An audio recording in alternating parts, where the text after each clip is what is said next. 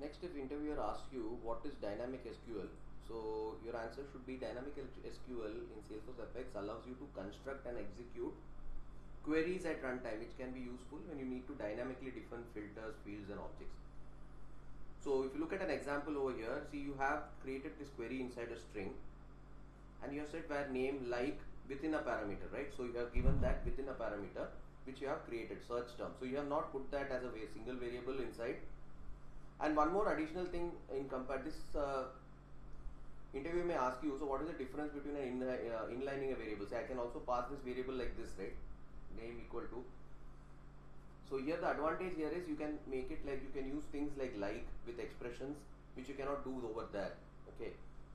And the second thing is you can now and it has to be passed to database.query the string and the result will be returned. Whereas in the other normal query you do a direct query, right? But here you create a string, parameterized string, and pass it to the database query and get the results.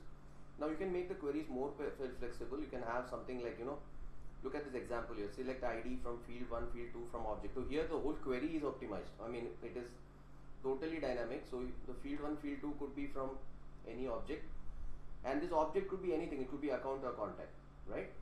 So but you have to give the correct field names, API names which belong to that object. If you give a wrong field name, it does not exist in that object, that won't work.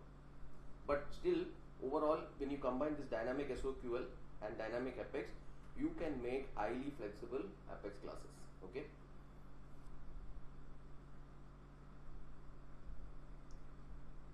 Now, why do we need to use a sharing keyword in Apex programming? Now, when you create a class, you will say public with sharing class name mostly.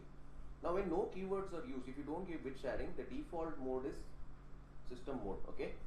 So the user may get unauthorized access. See, if there are 3000 users, if you don't use giving sharing keywords, it will run in system mode. With sharing, you ensure that the sharing rules are followed by Apex code, so that unauthorized access to records is avoided. Suppose you have a role hierarchy, you have created an organization-wide default as private for say cases, contacts, and accounts.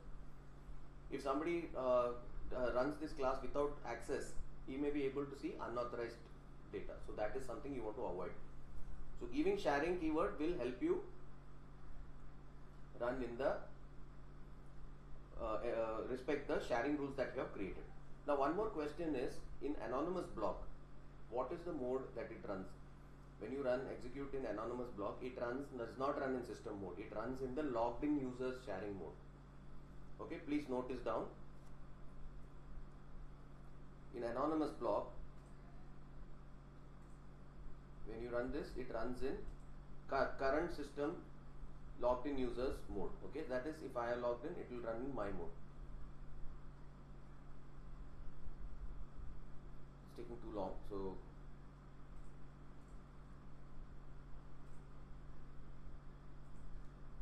in anonymous block,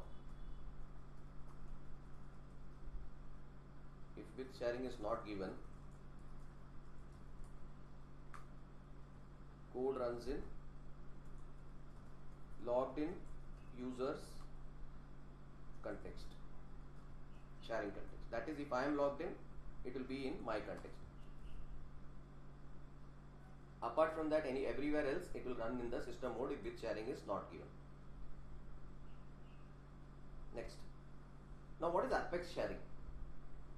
Now, the source of this question comes from Salesforce administration. You have something called as organization-wide defaults, right? So you can set an OW sharing setting as private, public, read only, or read write. Normally, records are shared using the following methods.